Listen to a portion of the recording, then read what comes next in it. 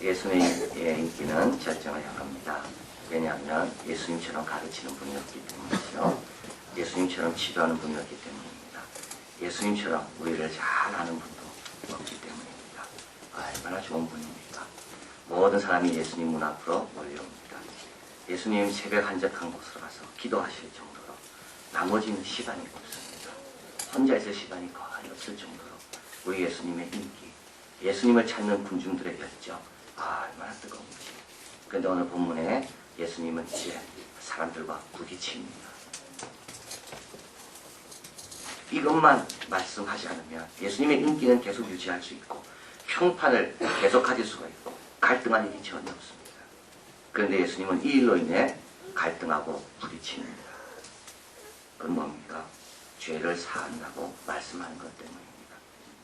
우리 예수님은 이를 위해 오셨고 이것이 예수님의 가장 큰 사명입니다. 인자의 온 것은 섬김을 받으려 함이 아니라 섬기려 하고 많은 사람을 위하여 대속물로 주려 합니다. 그런데 사람들은 죄의 문제를 싫어합니다. 사람들은 죄의 문제를 거론하기 싫어합니다. 여기에서 우리의 큰 모순이 있습니다. 하나님에게는 죄의 문제가 너무 중요한데 우리 인간들에게는 죄의 문제가 너무 싫습니다. 죄와 관련해서 갖는 두 가지 모순입니다. 왜 사람들은 죄의 문제를 싫어할까요? 예수님이 가르치는 건 좋고 치료하는 건 좋고 예수님이 우리를 이해해 주는 건 좋은데 우리의 죄에 대해서는 말하지 말라. 왜 인간은 그렇게 반응할까요? 첫째, 교만해서 그렇습니다. 내가 죄인 취급받는 게 싫습니다. 죄인으로 용서받아야 할 자처럼 대우받으려고 인간은 그런 마음을 갖지 않습니다. 우리 예수님이 죄인을 위해 죽으셨다고 하면 죄인이란 범죄에 모두가 다 동일시됩니다. 유대인 싫고요. 헬라인 더 싫습니다. 내가 와 저 이방인처럼 저렇게 무식한 사람과 똑같은 죄인 취급받아야 돼. 나는 죄인이 아니야. 나는 괜찮아. 또 죄를 지으면 그 대가는 내가 다 감당해야 되는데 나는 할 수 있다고 생각합니다. 예수님이 내 대신 죄를 지을 필요가 없다는 겁니다. 죄는 죄 지은 사람이 지으면 되지. 왜 다른 사람이 나서서 죄를 갚아주려고 그러는가? 이거는 정의의 차원에 맞지 않다. 세 번째, 자연인의 반응입니다. 내가 그렇게 죄 짓지 않았다고 생각해. 나 법 없이도 살 수 있는 사람이야. 내 잘못한 게 뭐가 있는가? 교만한 반응, 윤리적 반응, 자연인의 반응. 그래서 사죄함에 대해서 감사하지도 않습니다. 사죄함에 대해서 그렇게 환영하지도 않습니다. 예수님이 일어나 상을 들고 가라. 병만 고치면 되지. 우리 가정에 복만 주면 되지. 우리 가정 잘 살게 하면 되고 우리 아이 성적 오르게 하면 되지. 죄사함 그거 가지고는. 그러나 우리 죄는 하나님께 너무 심각합니다. 가장 우선적인 겁니다. 왜 그럴까요? 하나님은 우리를 사랑하셔서 우리와 함께 하시려는 겁니다. 그게 하나님이 제일 원하는 겁니다. 그런데 죄는 하나님이 오시는 통로에 문을 막고 서는 것이 죄입니다. 거룩한 하나님이 우리 가정에, 우리 교회에, 내 마음에 임할 수 없도록 막고 있는 것이 죄입니다. 죄는 또 하나님께서 우리를 특별하게 지었습니다. 특별한 계획을 갖고 계십니다. 선한 일을 위하여 지음받는 우리. 그러나 그 하나님의 계획을 알 수도 없고 하나님의 뜻을 행할 수도 없게 하는 것이 죄입니다. 조금 전에 불렀던 찬송. 원래 뜻은 이렇습니다. 나에게는 나를 만드신 분이 계시니 그분이 나를 마음을 만드셨고 시간이 시작되기 이전부터 이미 나의 인생은 그분 손 안에 있었네. 그분은 내 이름을 아시네. 그분은 나의 모든 생각을 아시네. 그분은 흐르는 눈물을 보시며 내가 부를 때 그분이 들으시네. 나에게는 아버지가 계시네. 그분은 나를 친히 자신의 아들이라고 부르시네. 그분은 내가 어디를 가든지 결코 나를 떠나지 않으시네. 그분은 나의 이름을 아시네. 그분은 나의 모든 생각을 아시네. 그분은 내 흐르는 눈물을 보시며 내가 부를 때 그분이 들으시네. 그런데 제가 지면 됩니까? 처음부터 우리의 삶은 아버지 손 안에 있었는데 아버지는 우리를 계획을 갖고 우리의 이름을 부르시며 우리를 기다리고 계시는데 죄로 인하여 하나님의 계획을 알 뿐만 아니라 나를 지으신 분 내 아버지, 그 아버지의 권세와 축복을 누리지 못합니다. 그래서 누가 제일 안타까워하는가 하면 이걸 모르는 자들이 아니라 이렇게 지으신 우리 하나님이 제일 안타까워하는 겁니다.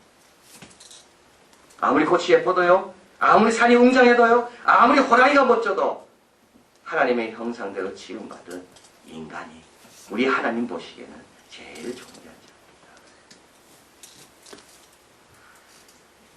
그런데 죄로 인해 하나님께 갈 수가 없고, 죄로 인해 고장났고, 죄로 인해 작동되지 않습니다. 나를 지으신 분 앞에, 나를 만드신 분의 그 처음 생각이 뭔지 알 길이 없습니다.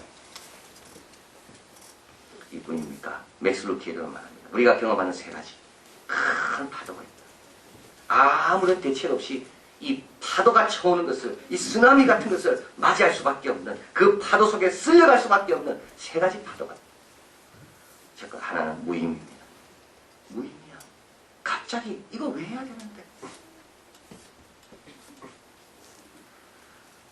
누가 봐도 만족할 상황인데도 불행하게 느껴집니다. 이 뭐 다 의미가 뭐입니까? 내가 한 일을 누가 알아주려고 하는가? 이 모든 것이 다 무엇을 위한 것인가? 그래서 어떻게 됩니까? 어느 날 조용히 집에 들어가 자살합니다. 병에 걸립니다. 두 번째 실패입니다. 사람의 기대를 저버릴 수도 있습니다. 모든 것을 날려버릴 수가 있습니다. 하지 말아야 할 것을 한 겁니다. 마음이 산산조각나는 그런 실패. 세 번째 죽음입니다. 맥스 루키에는 말합니다. 이런 파도가 수없이 해안을 때리고 있지만 자신을 치라고는 아무도 생각하지 않는다. 그러나 그때가 온다.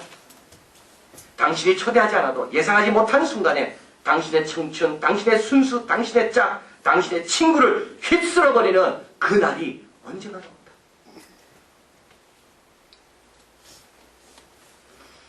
이때 속수무책입니다. 하나님 이걸 아시거든요.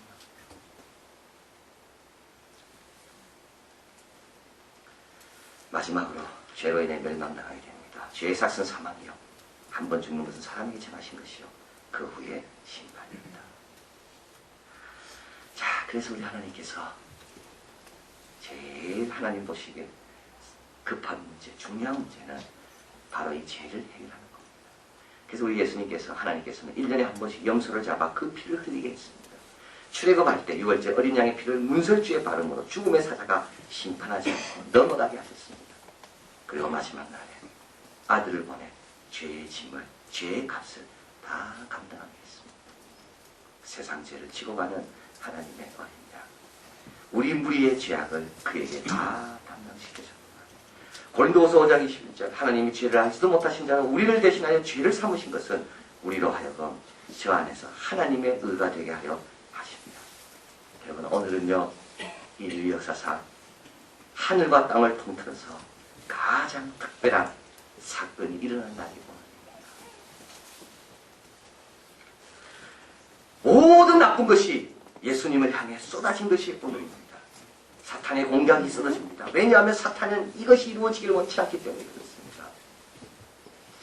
사람들의 조롱, 아픔이 다 집중해서 예수님께 쏟아진 날이 오늘입니다. 가시면류관, 못, 채찍, 외로움이 예수님께 쏟아졌습니다. 다 도망가고요. 우리 하나님도 죄를 짊어지신 예수님을 더 이상 함께 할 수가 없습니다. 우리 하나님이 예수님을 향해 등을 돌릴 수밖에 없었습니다. 그러나 이날은 우리를 새롭게 하는 날입니다.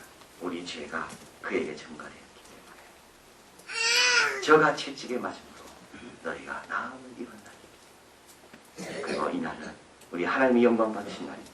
하나님의 공의, 하나님의 사랑, 하나님의 신이시람, 하나님의 거룩하심 다 만족되고 성취되고 하나님이 그렇게도 기다리고 원하셨던 당신의 자녀들이 주님 품으로 돌아올 수 있는 휘장이 짓긴 날이 바로 오늘입니다. 자, 그래서 주님께서 먼저 죄를 사해 주시고 그 다음에 뭐라 말씀하나요? 오늘 본문에 일어나 네 상을 들고 걸어라 말씀하는 겁니다. 이제 우리는 우리 상을 들고 걸어갈 수가 있게 된 겁니다. 하나님을 향한 길이 열렸기 때문에 하나님께 영광 돌리는 삶의 놀라운 출발이 이제 우리에게 이루어진 겁니다. 나를 지으신 주님, 이 찬양을 지으신 토미 워커, 내 이름 아시죠? 그런 목사님이 내 이름 아시죠? 그 주제를 가지고 찬송을 하나 지어달라고 했습니다. 그래서 그는 은혜도 안 되고 준비도 안 됐지만 순종하는 마음에 이번 주 이 찬송을 불러야 되기 때문에 이 토미 워커는 이 찬송을 지었습니다.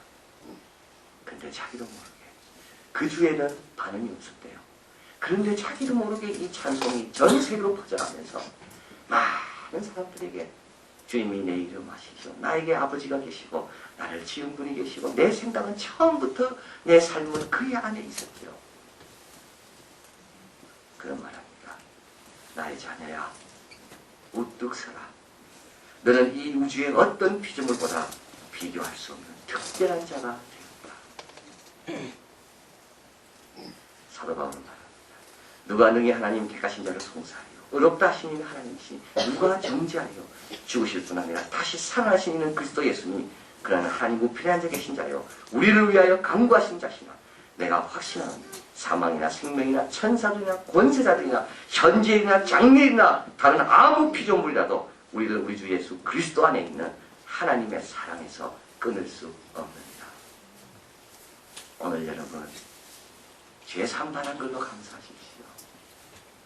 그리고 음성을 드리십시오. 일어나 네 상을 들고 걸어라. 영광을 향해 아무것도 개의치 마시고 다 죄는 십자가에 이미 해결됐음을 하나님께 맡기고 이제 새로운 삶을 향해 힘차게 출발하는 우리 모두 되시기를 진심으로 바랍니다.